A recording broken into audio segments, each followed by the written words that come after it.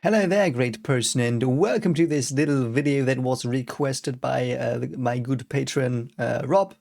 He asked me some time ago to make a video about how I approach writing, some tips I might have, and so I thought, yeah, why not do it for the channel as well, not only Patreon only. So I will just today go through some of my approaches to writing. I've been writing for 18 years now. Mostly self-taught, so most of the stuff that I will talk about today will just be from my perspective. Might work for you, might not work for you. If it did or did not, let me know in the comments, of course.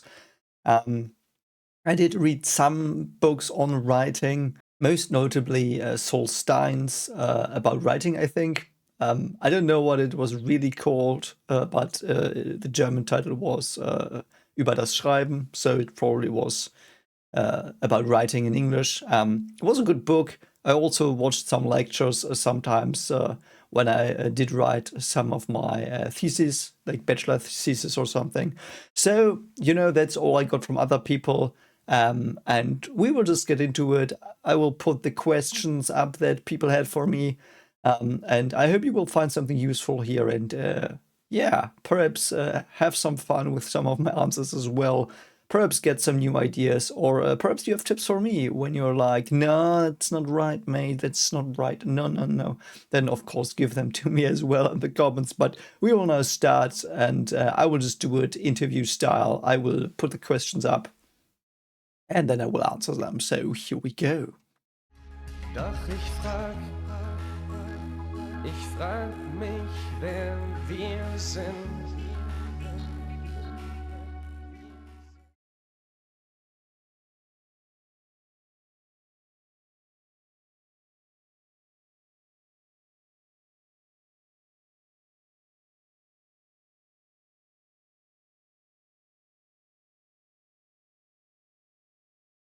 Yeah, I do think I like writing most because it is just a way to understand myself, I think. Because every time I write something, I learn something about myself. Be it how I see an idea, be it what thoughts I currently have that are not yet in the mind. Because very often I discover things in my characters where I'm like, oh, this is interesting. And I mean, the thing is also, if you write situations, if you create them for characters, put them in and see how they act in the situations, you learn a bit about how people could act and why people might act in certain scenarios or situations. And I really do like that because it gives me a bit of a broader perspective on life, actually. And I also like to vent my creativity. If I'm the most creative person, like, am I the most creative person you've seen? No, probably not.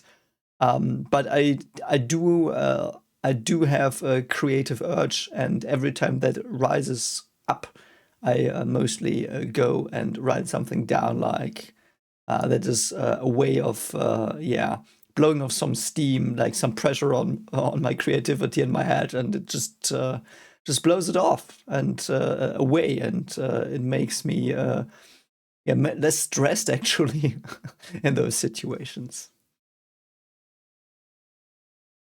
I write mostly when I feel like it, but not always when I want to.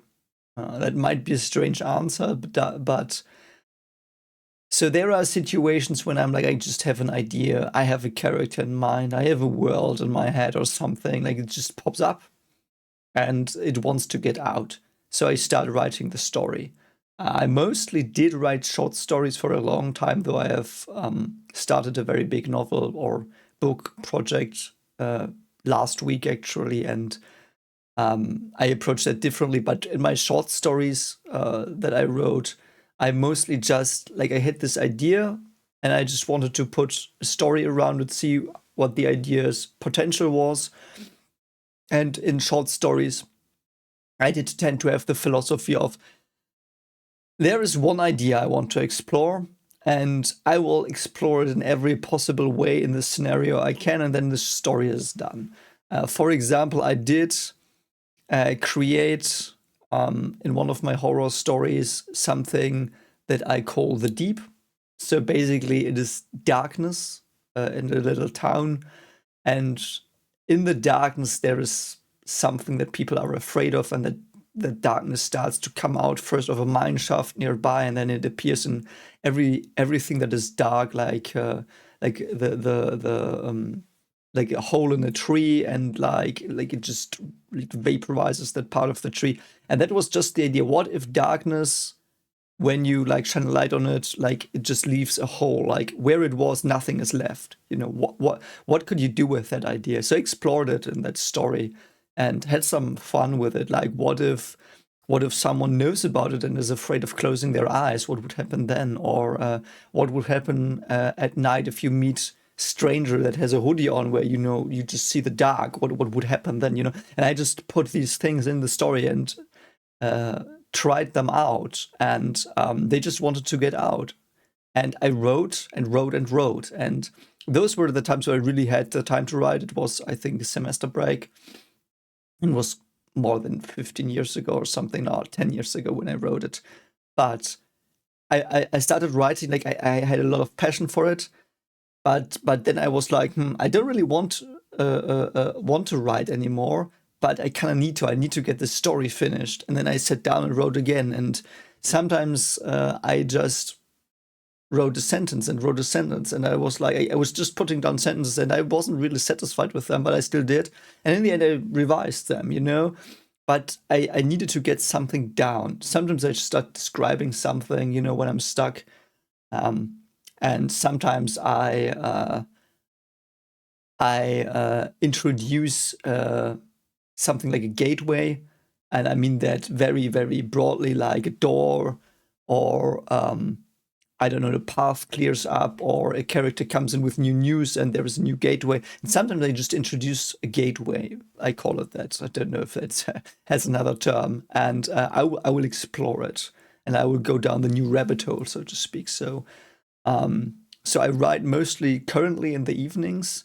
Like before going to bed, I sit down about an hour in bed, actually, with my laptop that I still have, and I write some stuff from the new novel project.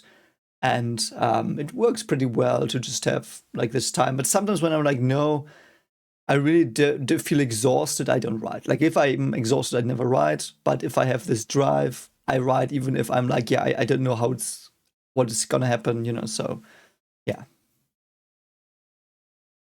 How do I organize ideas? That is a good question. Depends on what I'm writing, actually. When I write a short story, I just write. At least if it's a short story, by the way. Like if I write a bit longer short story, I also like scribble down ideas. But for the big project I currently have going, I have started a Google Docs, and I have put in several headings. So, you can, at Google Docs, you can put in heading 1, 2, 3, 4. So I put in a lot of heading 2. And I did what I have is characters. I have scenes, dialogue scenes. I have world building notes. I have some poems, poetry, and myths lined out. And sometimes when I have like 5 or 10 minutes off, I will just look at these categories, and if there's something I'm like, yeah, this would be cool, I will just fill it there. So that is how I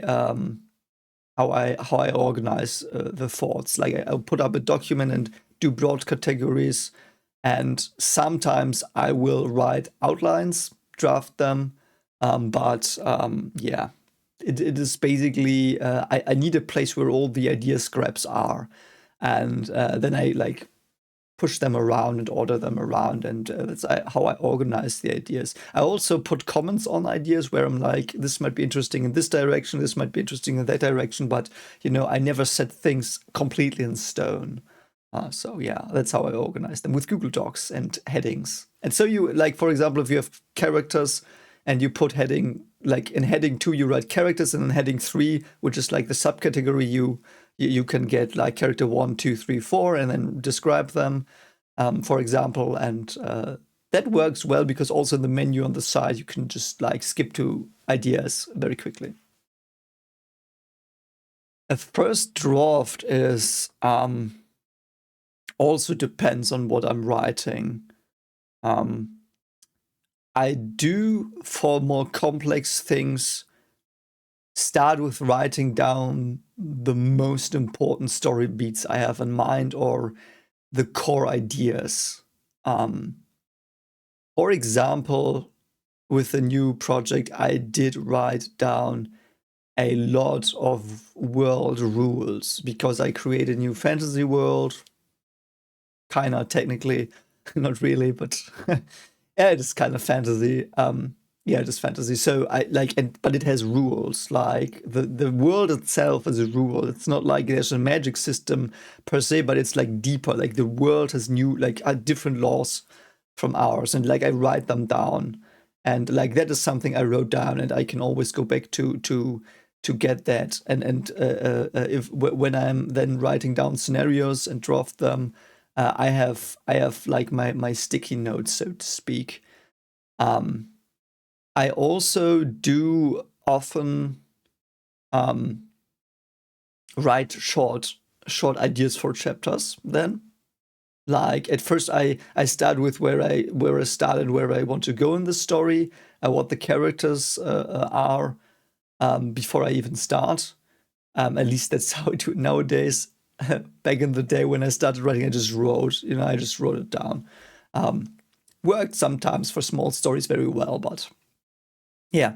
And that is how the first drafts get made. Basically, like I have the core idea of the chapter in the Google Docs, and then I go and I start writing that in detail in the scenes and stuff. It's that's basically how I do it.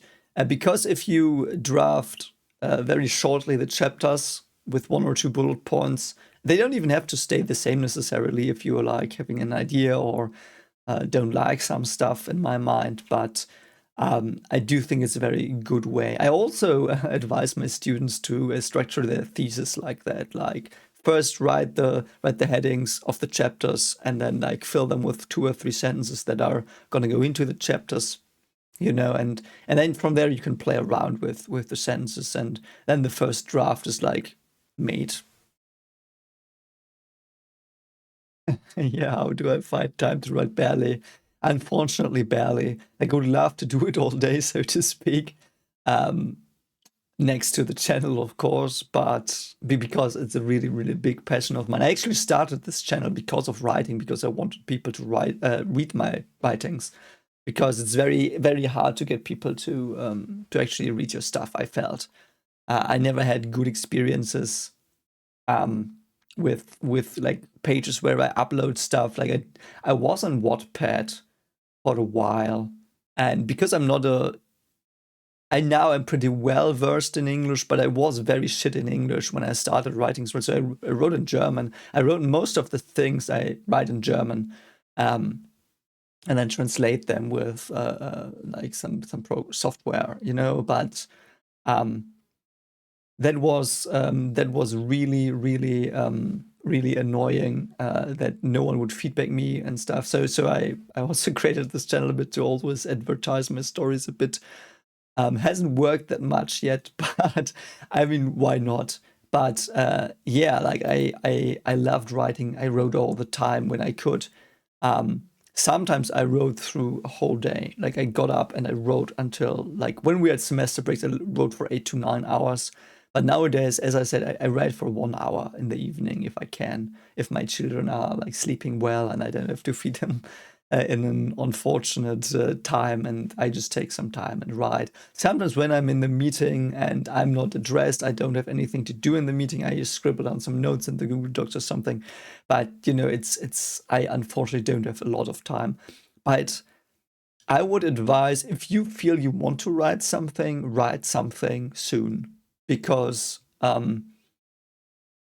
for me it is always, like I said, venting. And if it is out there, even if it's shit, like can be that you write something that's shit. I sometimes write stuff that's shit, but at least it's out, and you can then be like, yeah, I don't want this, or I want to rework it, but at least something's there and it's out, and you can think about it more. And sometimes it needs time to blossom what you created as well. Like I have had stories that took 10 years.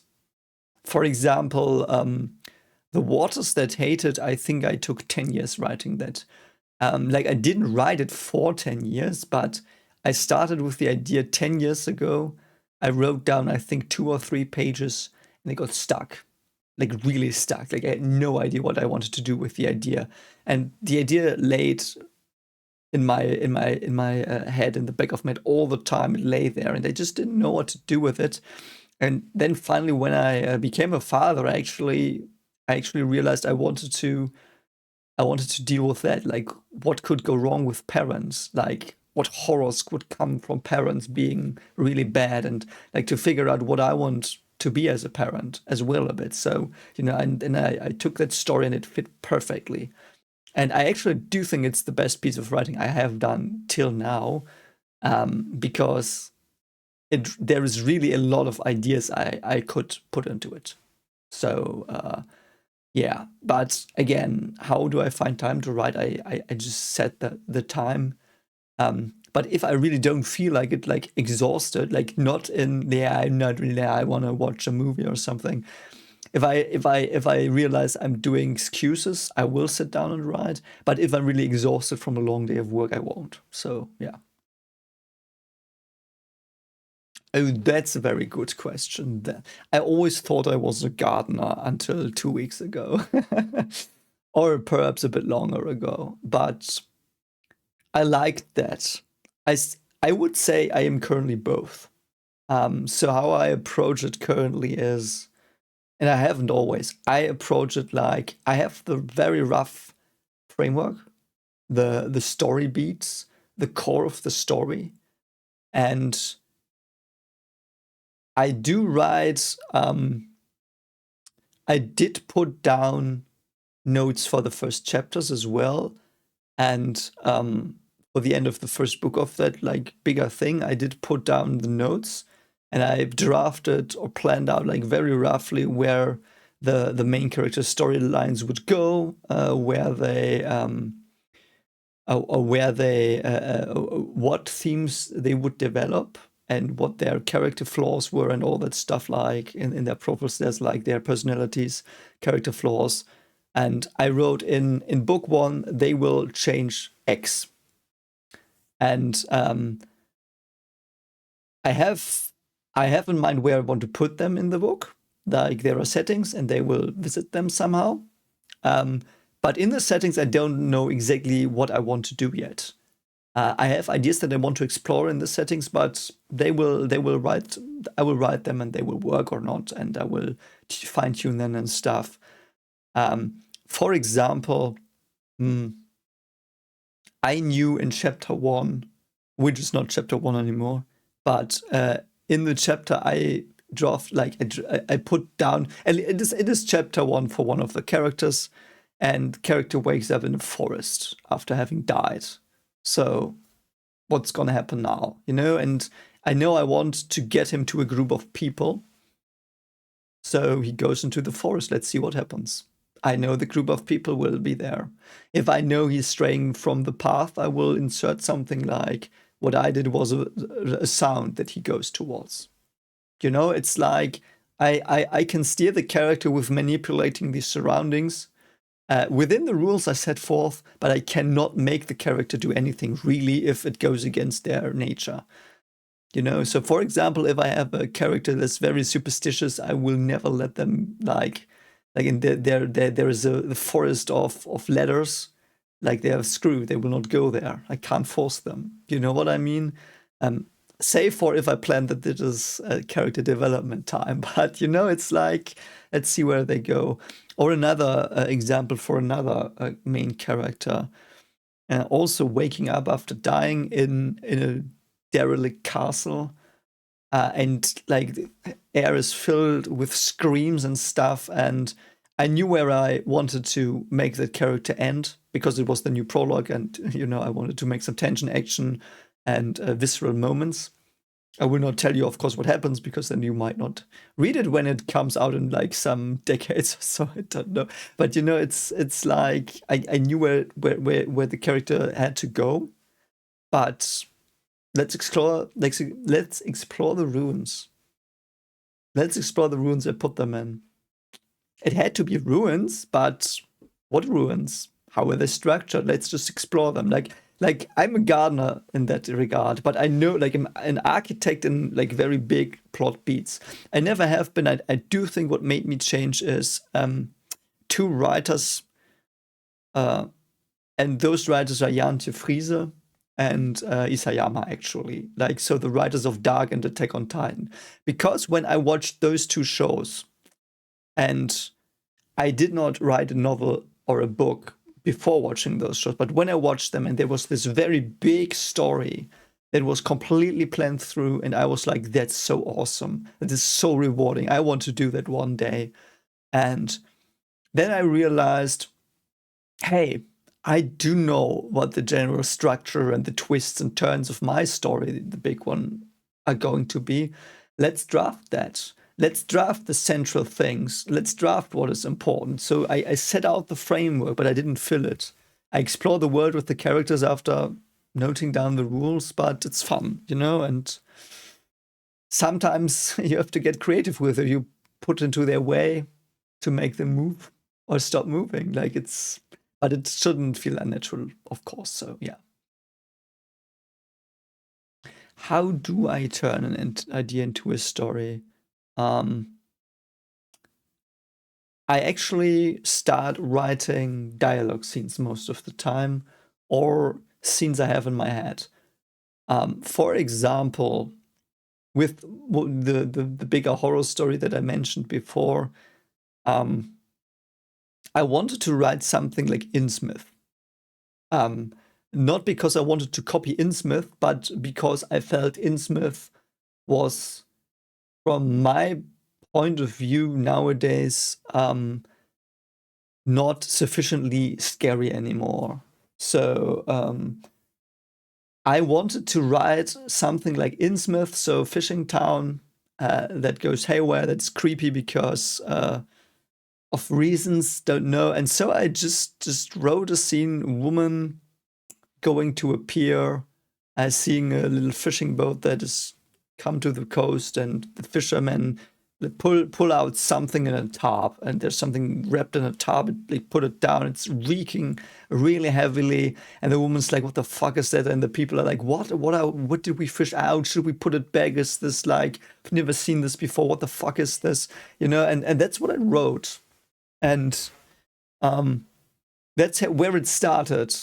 And from there, I saw the character that looked at them, and I wondered what could she be about? What could she be, her life story?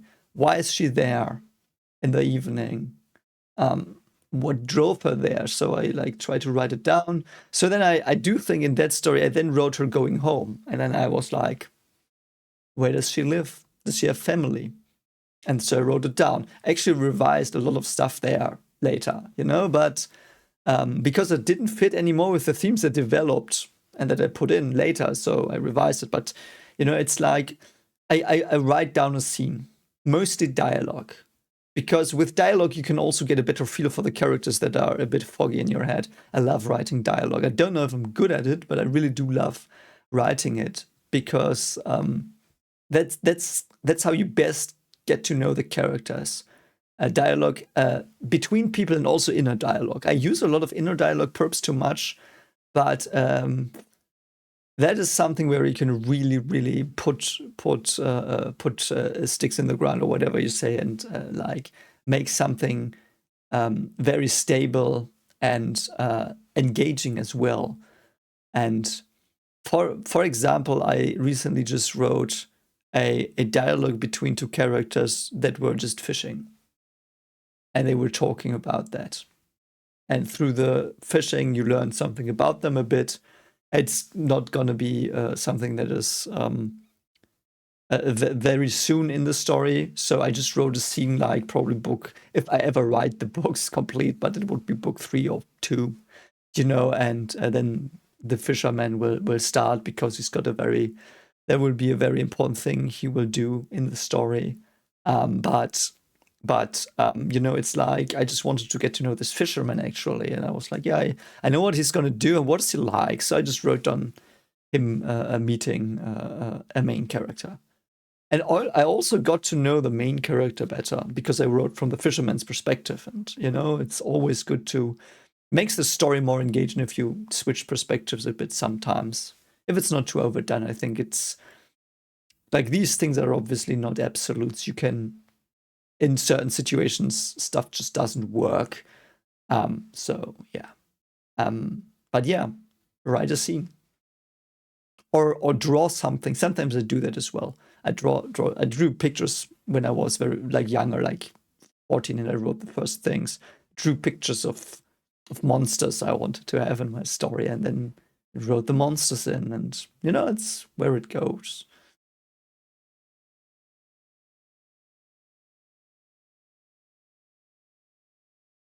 Oh yeah, I almost never research stuff. At least not in fantasy. I mostly don't need to research a lot of stuff in sci-fi. I never really wrote sci-fi. Well, it's not technically true. My horror stories are basically sci-fi, but it's a bit hidden. But yeah, like because I know a lot of sci-fi, like I'm a physicist, I know a lot of physics. I've read so much sci-fi stuff, and with that I mean things that could possibly be. And I have a pretty good grasp on technologies and stuff, but I have not much of an idea about different cultures sometimes. Like I'm very interested in many cultures and customs and stuff like that, and beliefs, value systems, all of that, because that makes engaging stories, but I never wrote something where I really had to research stuff for a long time. So most of the time I just made stuff up because it was fantasy, so I could make stuff up. But for the more recent horror stories, because they are more psychologically driven than before, and they tackle pretty heavy themes like PTSD or the North Korean aftermath of the Korea War. And those are like really heavy things. And I just wanted to get them right. So I actually watched interviews. Like if I do research, I mostly watch interviews because I need to see the people. For example, the PTSD, you can't just write someone with PTSD that's realistic. You have to see someone.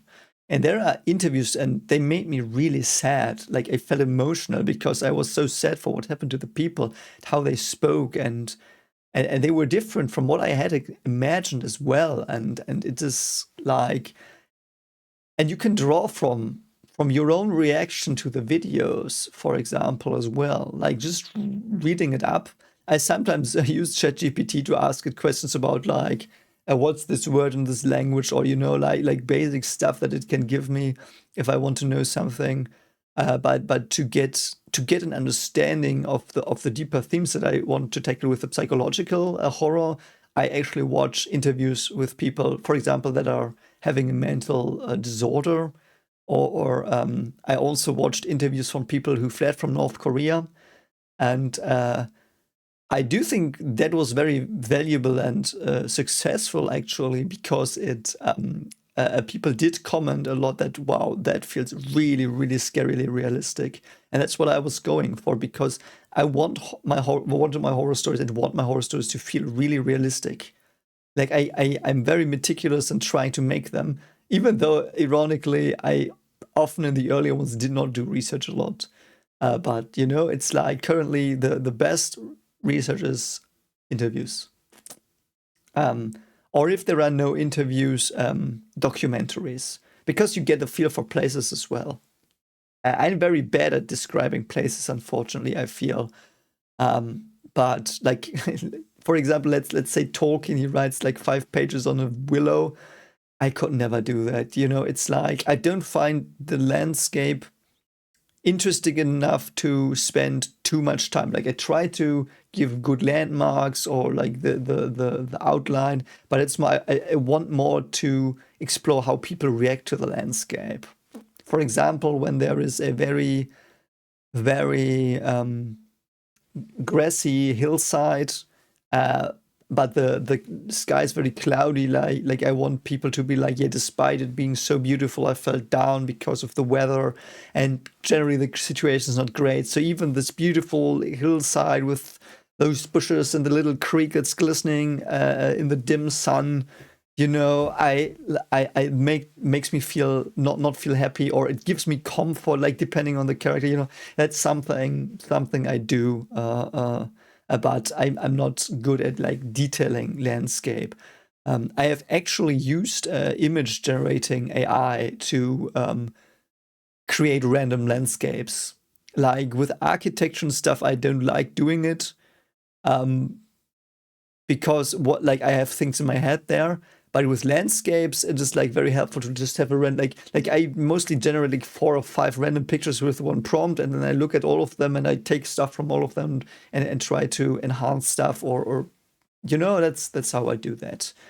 Um, you know, so that's not research, but it's inspiration perhaps. So yeah, inspiring. Huh, that's a good writing does inspire me. Um, I've I've read and watched a lot of brilliant storytelling in the past 5 years, and before that as well, of course. But since I did reactions to stories and analyzed them, like holy moly, I really have seen many, and they inspired me, a lot of them. Um, in horror, what inspires me is something scary. I like sometimes I watch random clips on YouTube that are supposed to be scary or whatever, you know. And if that scares me, um, I will write it down, what scares me, and I try to develop that idea. But for more complex stuff, um, what inspires me is storytelling from other people. Like I don't copy. Um, I have taken inspiration from stuff, but when I take inspiration from stuff, I always want to make it my own and do it differently.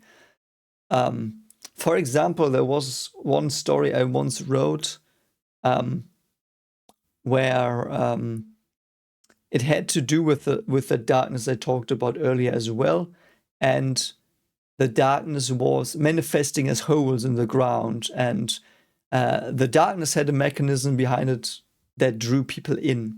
So it was a bit like the enigma of Amigara Fault from Junji Ito, but um, I did it differently. You know, I did not do it like they go into the hole and then they like come back out and you know what happened to them. No, I just had a hole. They fall down in it and disappear, and it's unclear what happens to them. It's just a hole and they're gone. Like you never know what happens. I do think that is the biggest gripe I have with Amigara Fault as well, even though it is probably one of the most brilliant pieces of horror writing ever put to anything. I love it to death, but seeing what happens took away from it because it wasn't that scary. Um, I think the first time I read it was really scary, but then when I thought about it, like, yeah, ambiguity would have been cooler. But anyway, I digress, you know, but that inspired me as well. So, like, so I took this idea of finding your whole. I love that sentence. I took that sentence actually and put it into the story. Like, but for different reasons. Because in my story, they thought the holes were God. So they wanted to be one with God. So they jumped down the holes, you know? And it wasn't, you know, anyway. That's basically where I got inspiration there. And currently, I'm also realizing that all the stuff I've watched in the past 2 or 3 years has really shaped my thinking, and made me think differently about themes and characters and ideas. And yeah, I want to explore a lot of those. So yeah. that inspired me greatly, watching stuff and reflecting upon it. I aim to write. I don't know how the question exactly is meant, but whoever posted, I hope I answer it to your satisfaction. I want to write in my life the one story I'm working on right now, and I have 2 sci-fi stories that I perhaps will write one day as well. So yeah, I want to write more horror stories. Love writing them, but currently I'm a bit exhausted. And one is planned out, I just have to write it, and I just have other ideas currently that are more pressing. Yeah, I write when I can, and yeah. But yeah, I do plan on writing more. But the thing is, sometimes you can't, and that's sad. So let's hope I can write a lot. Writing goals are basically that I'm satisfied with the exploration of the concepts that are in the story. And that the characters make sense and are understandable. I really hate writing red shirts. And I do write red shirts, but I really hate writing red shirts. I always try to make them stand out a bit, just a bit. It depends on the situation. Like if the red shirt has been there for a chapter, it's easy. But like let's say you just meet the red shirt and later it's gonna die, like the same chapter or something. You cannot do a lot. At least I'm not talented enough. But I do think it is then important to you have to nail their actions and dialogue even more. To be like lines have to be fitting perfectly to like give you a glimpse of someone that you never knew because he got murked by, I don't know, Shadowfish or whatever. I don't know, you know, it's yeah, it is not easy to put in words actually, but yeah, getting to know the characters, getting to know myself, writing a story where I'm like, that's cool, and that people like as well. I don't know how people like my writings. I have had positive feedback on the horror stories that are read on Vedith's channel. You might know them, of course. And some, like one of them has like 100,000 views, and people seem to like it. So I mean, it's a good sign. But yeah, so my writing goals also explore the one story I'm working on right now, finish that, and make sure it lands. Because I think it's a very novel idea, but I do think every author thinks that. So we'll see where it leads. But yeah, want to learn about myself mostly. And also I want to leave something for my daughters to, you know, have some fun with when they grow up. Like, you know, a piece of me into the world, so to speak.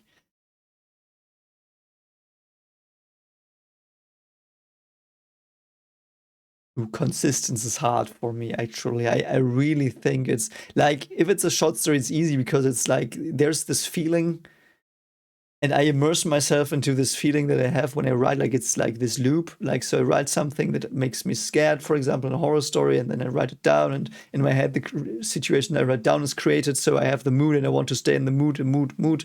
So I write and write and write in the mood, and I stay in it, and it stays consistent. But for example, fantasy, and that is a problem I did run into when I wrote my like I wrote 2 fantasy novels when I was very young. I was 14. Between my 14th and 19th year of life, I did write 2 fantasy novels. Second one is actually pretty good, I think, but the first one needs reworking and editing and stuff. And because like I had no one, internet wasn't really around in those times, and you know it's just sitting on the shelf. And I one day probably will revisit it and write the other. Like it's a 4-parter. I've written 2 parts, and I roughly know where it's gonna go, you know. But there was magic involved, and I'm very bad, I think, in writing magic systems that are very, very rule driven. So my magic systems mostly are, now that I realize, yeah, my magic systems are always emotionally driven, and emotions and willpower. And it's hard to tune that. And the new one I added actually training and experience. But I do think those are my magic systems, like training, experience, willpower, emotions, and being in sync with yourself a bit as well, and being creative. And that is something you can't really quantify very well. So when I create nowadays, I mean, I've only done it once now. So if I create a new magic-like system, it's a magic-like system that I created. I write down some things, and I made notes when what can happen in the story, basically, like in my head. I didn't write them down in the Google Docs. I was just like, okay, this is the start of the story, and this is the end. In the end, I know what will happen, and it will involve the magic system in the end. Like, it will heavily involve it. So I know where it potentially can go, but I never ever would want to start where it is, because it's like, let's say it is a different scope than from the beginning. And in Storyverse, it has to make sense. That's the first thing I would advise. Like, if you scale up stuff, which is basically something I like in manga stories, like in these like very long running stories where the power systems, like, yeah, you just let's take Naruto. You start as a little boy throwing daggers, or kunai, and then in the end you fight God, woman. You know, it's like that's this scope. I loved it. Like, I love where it goes. It has to be written well, because I often have the feeling that the escalations of power systems are just the Dragon Ball effect. You have to be better and better and better. So I would advise, perhaps write down the most cataclysmic thing that can happen in your power system and will in your book. Think about that. And think about that before you write the book or the story. Because if you don't, you run into the Dragon Ball problem, as I call it, like, or the Naruto problem. It's the same thing. Every time more power, now 10 times more, 10 times more, 10 times more. It never ends. Like, where's it gonna end? I've heard in the new Dragon Ball Super, I think, they are now in like multiverses or something. Like, I love Dragon Ball, but I kind of like it got out of hand, and your power system can get out of hand. Your magic system can get out of hand. So one thing to counterbalance that happening is to create a clever weakness for it, a drawback. Like when you do cast, let's say, a spell of fire, like a year of your life is taken away. Don't know. That was like very rough and would probably be a stupid magic system on like with those details. But in general, perhaps that's something like it comes with a price. And for me, it's fine if it's just tiredness, exhaustion, and like breaking down and sleeping for a while or something. I often do that. I don't know why. But I do like that you take time from your future, so to speak. But yeah, now that I think about it, it is like that. It is just a more a less extreme of the, if you cast a fireball, a year will go away from your life. But like, if you cast a fireball and you sleep for a year because you're exhausted, it's basically the same thing, isn't it? But it's even worse, perhaps, because some things can happen while you recover. So you have to gamble when to use your magic system. Okay, so I do think my magic systems might not be as stupid as I thought, but because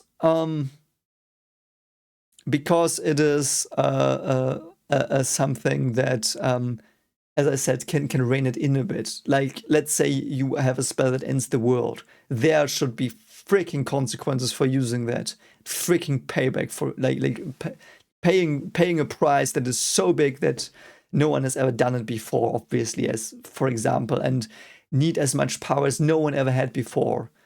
And I would always kind of advise against some person being just super powerful because they're the protagonist. like if someone is like someone can be really fucking powerful and be the protagonist, but those two things should not be together necessarily planned, I think, for me. Because and if the protagonist gets really powerful, you have to make sure, damn sure, to lay out very good reasons why. And you can write them down. How do you get stronger in your world? You know, write it down. Possibilities. And you also have a catalog to see, like, how can I make my character grow power-wise? I do think it is a good idea to have the power linked to character growth in some way. So that when the things should happen in the end, that everything goes haywire, your character has grown to the full potential, and that's why they are that. Like this message of reaching your full potential or something, you know, that is something where I'm like, yeah, then it's very, very justified to go off the charts with everything, because I think that's a beautiful message. But yeah, the problem is the more power characters have, and the higher the scales are of power, the more the world is affected by it. So if someone can nuke a ship, like that's a pretty big power. Like they can nuke other things, not only ships, castles, villages, mountain, like sides of mountain ranges, creating avalanches and stuff. Like it's very, very world changing. Like your power level is the potential to change your world. So if you want to change your world a lot, the power level has to be very high. But if you don't want to change your world a lot, it should be very low, I think. And if you have power scaling in the beginning of a story where I don't know, lighting a candle is something commendable and unusual for a magician, let's say it like that, because for example that's where I'm going in the first chapters of the new story. Like it's like lighting a candle is something most people can't do, and it's actually in that story it's a test. Like light this candle. If you can light the candle, you are like you can use the magic system in a way that you might train and get more versed in it. So that's where it starts, for example, and it should only slowly ramp up. And if it happens that the power system like jumps with a character, that character either should have I don't think that character should be directly involved in battles with the protagonist, for example, or antagonists. And it is never done. The thing is, the protagonist is always, like he or her, they are always expected to beat the big bad. And I've had it in a story where I was like, I kind of don't want this person to beat him. I want this person who had better motives to beat him. You know, and that can happen. So, but if you have very, very powerful characters and you fight the big bad, they can't win. You know, so I would only show off these big powers and then put them away from the big bad, perhaps. Because I also really dislike the trope of the big bad planned for it and made precautions against this very powerful good person. And I mean good and evil as pro and antagonist, you know, very loosely. So yeah, that's about power systems.